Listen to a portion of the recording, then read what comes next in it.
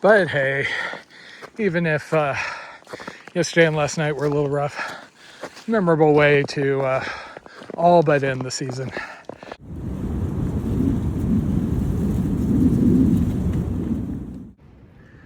It was a very windy, chilly night last night. I was fine once I warmed up the bag, but the first couple hours, my feet just took a heck of a time getting warm. So last night when I was climbing up, all the snow was still pretty like loose and fluffy. But last night things got cold, so all the snow I kicked aside was pretty solid when I woke up. So just giving it a little longer to soften a bit so I don't have to worry about sliding, because I don't have yak tracks or anything with me. I did have somebody pass me. I could hear their speaker going. Probably AT section hiker or something, I guess. I might be delaying a little more than I should here, but I'm only like 28 miles from the end of this, and I do have, 3 days and change. I have sat around just about as long as I can justify. My Dirty Girl gaiters have finally started to thaw out. My shoes are still a little icy. Unfortunately, I'm down to my last pair of hiking socks. I have a spare set of sleeping socks, and these were soaking wet. I bagged them and shoved them in the bottom of my pack just so they wouldn't be icy to the point where I couldn't get my foot in them. I was able to push away enough snow last night. I was mostly on dirt, and so fortunately my foam pad was enough. The ground wasn't hard frozen even this morning, so that's usually when either you're fully on snow or the ground is like fully frozen when you start to feel the cold coming up. I think this is the latest I have left camp this entire season outside of a hotel. But hey, the snow is soft and I was able to catch up on a couple of days worth of editing.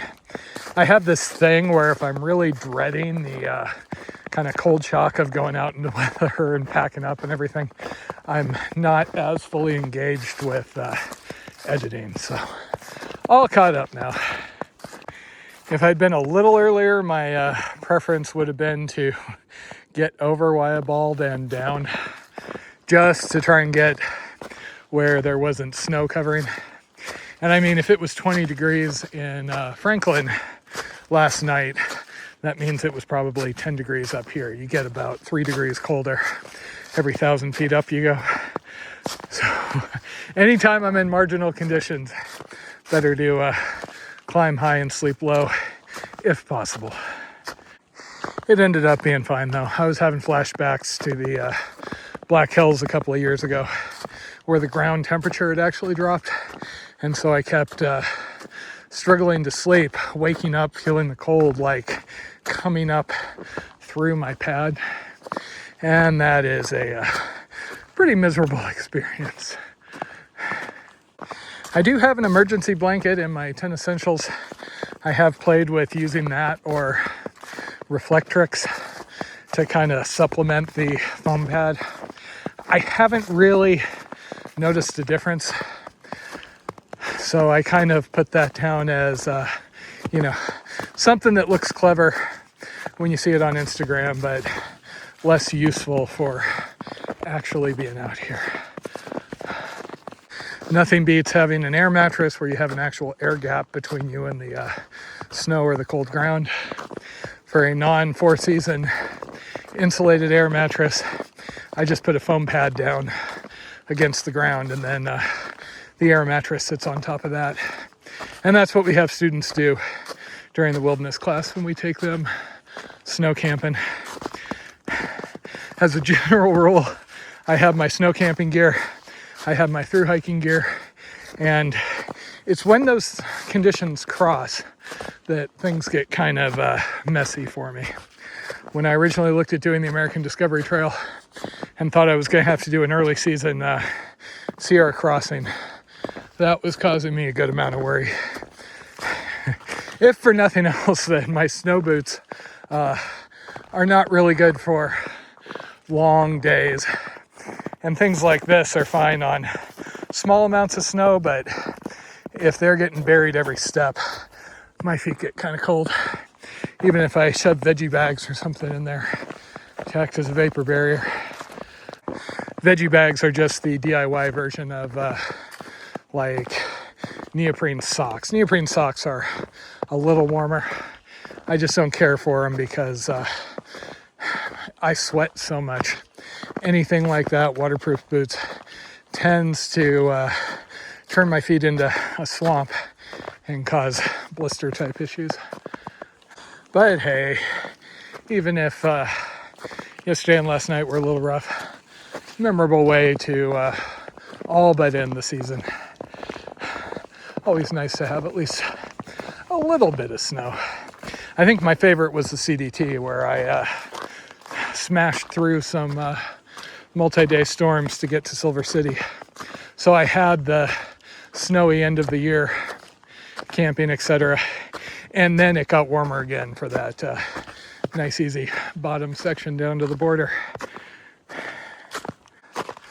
So today I think I am 28-ish miles from the end of this. I have 3 full days, and then I'm picked up sometime on the 15th, not sure on the exact timing. So I am ahead. I was anticipating stopping a little earlier last night. I thought maybe some things would be flowing due to all the recent rain. There is a very steep climb to get back to the AT. The 2 times this trail joins the AT is, I guess, the 2 times when it is at its steepest. But I should have plenty enough time. Obviously, today is probably going to be a little short. I only have 5 or 6 hours until sunset. But I don't really have a plan for the remainder. Just kind of hike as far as I can today, get back onto the lower terrain. There is a lake down there. The folks who came to meet me in Franklin mentioned there was a restaurant along the way. And I guess the one thing that would be kind of nice, I didn't mark down where specifically the restaurant was, but I have one more night of rice and beans. That's what I get for talking while I'm still choking on breakfast. I have one more night of yummy rice and beans and 2 of horrifically dull mashed potatoes, just made livable with cheddar cheese. So if I can do a dinner stop and skip one of those mashed potatoes, I would be okay with that. Yesterday was a little cold and rough when I set up, so I had the dinner that was nicer and ate one of the 2 bean dinners I came out of Franklin with.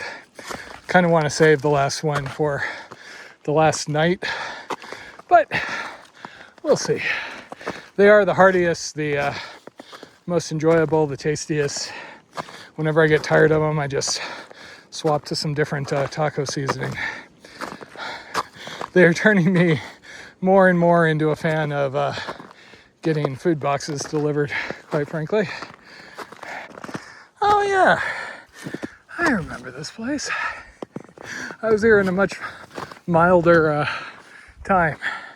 And I remember chatting with a couple of other people here, including one group that was puppy dogging, which is the trail term when you have usually like one cute woman and 1 or more guys who are kind of following along, hopefully.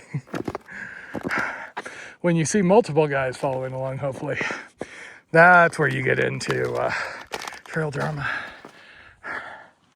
I remember chatting with somebody early who was basically describing the early couple of shelters on the AT basically as high school drama. People making couples, breaking up, yada yada.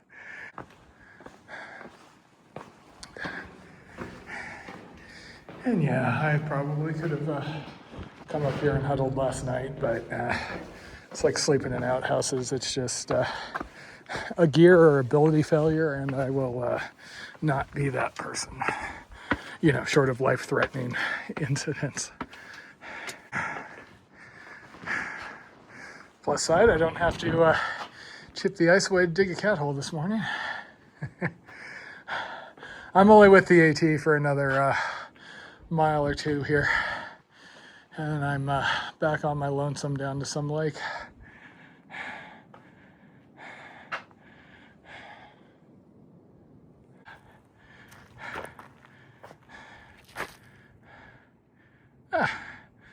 Isn't a John Byrne that's not just a comic drawing asshole? Who knew?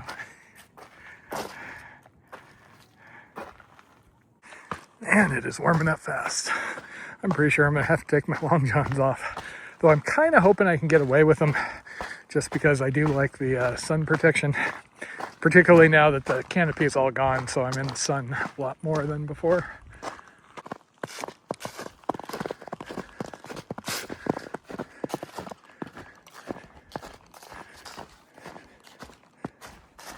So this was the sort of thing where I wanted to wait for the snow to soften a bit. Huge difference between my snow boots tread and how grippy they are and, you know, my ye old light hikers. And again, I'm just not carrying yak tracks on something like this.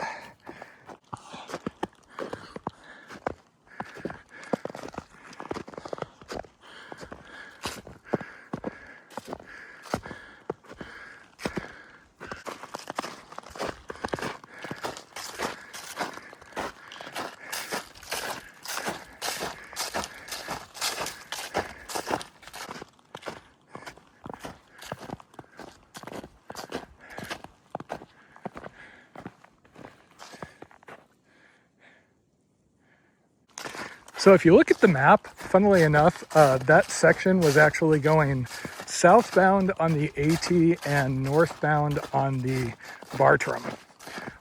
From here, the Bartram is actually going to head north and then it'll hit the AT a little bit, let's see, between the Knock and Fontana, basically. So I will see the white blazes again in about 28 miles or so.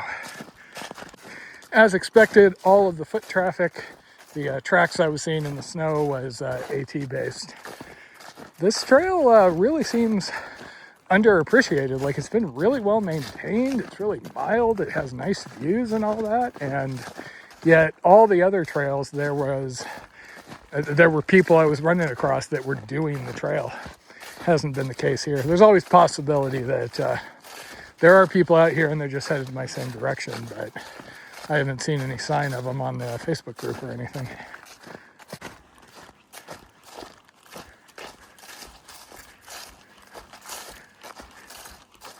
Okay, drop some altitude, back on dirt, starting to be able to feel my toes again, which, you know, it's the little things in life.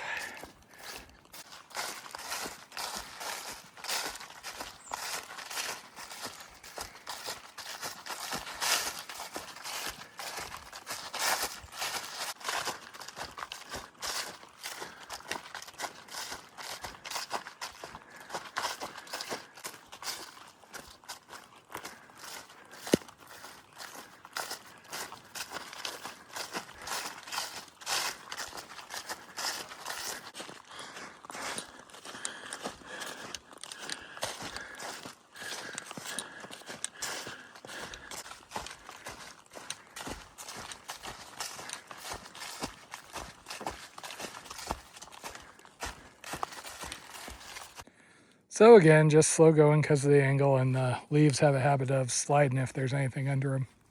Also, there is a reasonable chance of seeing aurora activity tonight, so if I can find something with a reasonable view and I have water, I may stop early.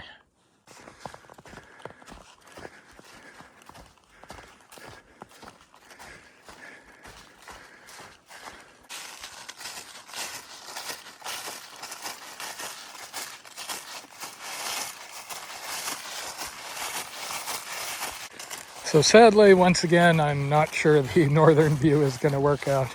Seems like every time I'm in the zone with the northern lights, I can never get a clear view of the sky. You know, I may have seen them in Ohio, but I was looking straight up and maybe the sky was a little tinted, maybe not. Can never see the horizon. Once I go down here another mile or so, I'm going to be on a road, and then the majority of the remainder of this trail till the big climb right at the end is down by a river. So we'll see. Kind of a shame. If I just stayed in town one extra day, I would have been on the top of Wayah Bald tonight, and if there was anything to see, I would have been able to see it from there. But hey, Yukon next year. If I am ever going to catch the Northern Lights, hopefully that will be while we are canoeing the Yukon for 2+ months. Okay, so the next bit is a little messy with road walks. I still have a couple of hours to go, but this water is coming from wilderness, not a road, so I think I'm going to fill up for the night here, and then I can be flexible if I find someplace looking off to the north.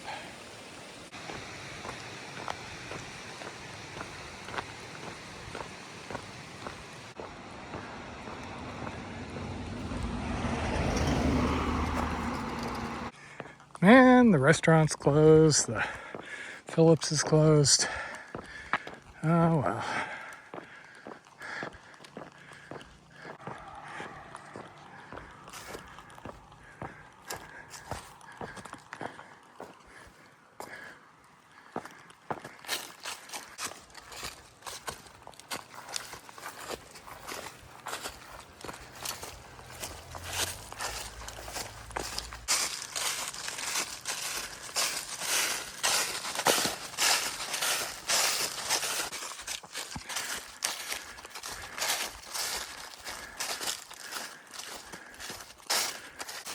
So the trail was down below and was rapidly approaching another road walk. So it was going to be easy for a while, but camping looked like I'd probably have to push on after dark. And wanting a view, I decided to do the only hopeful thing, which is I climbed up trails way down there. Bushwhacked, yada yada. Per the maps I have, this is not private land or anything. It is the same public land that the trail is on.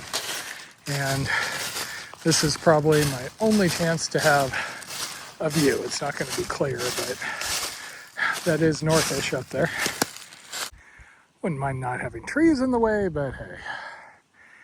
And while this was a 9 or 10 mile day instead of 15, I'm 20 miles from the finish. There is a big climb towards the end, but I'm not worried. I got 2 full days and then partial on the 15th. So I am okay. No more snow, warmer weather. Should be a little more pleasant tonight. So I guess I overperformed on the big up day with the bad weather and then underperformed on the big down day with the nice weather, which is pretty much on point for me. This is absolutely my type of camp. It was a little difficult to get up to. I may have bushwhacked up the hard way, but I have an alarm set for 10 o'clock, which is when I saw there was the chance of the auroras, northern lights, so I'll wake up and see if they're there, I guess. Beyond that, tomorrow is going to be a road walk for the first part and basically getting as close as I can to the big climb up to the AT. I think I have to do like 3,000 feet of gain up to Wayah Bald or whatever it's called. And then I have to figure out how many miles I'm doing to a pickup point. We'll see how far I make it tomorrow. Home sweet home. There is a part of me that really enjoys the travel aspect of being out here, moving from A to B, getting to say, oh yeah, I walked from Delaware to Moab, yada yada, Mexico to Canada. Part of me, though, really just enjoys existing out here like this. I think that's why I go so hard into private camp accommodations and not just putting up with noise and jerks for a night or two here or there. And of course, the only real big downside to tonight is I have to save my 1 beans and rice. So, mashed potatoes it is. Plus side, at least there's cheese. After the sun went down, things didn't look any different to the naked eye, but I did pull out my phone and start playing around with night mode and trying longer and shorter exposures to see if I could catch anything. Finally, around 9:50, I started to pick up some reds peeking through the trees. This was the coolest shot I managed to get. Once again, when I wasn't looking through the camera with like a 3 to 10 second exposure, I was seeing nothing but a normal night sky. There is a 30-second exposure mode that I've used to pretty good success, like photographing the Milky Way and everything. However, in this case, it looked like it just kind of washed out any of the colors. I kept waking up periodically throughout the night and taking pictures just to see, but honestly it was never as impressive as it was during the first couple, and eventually there was nothing.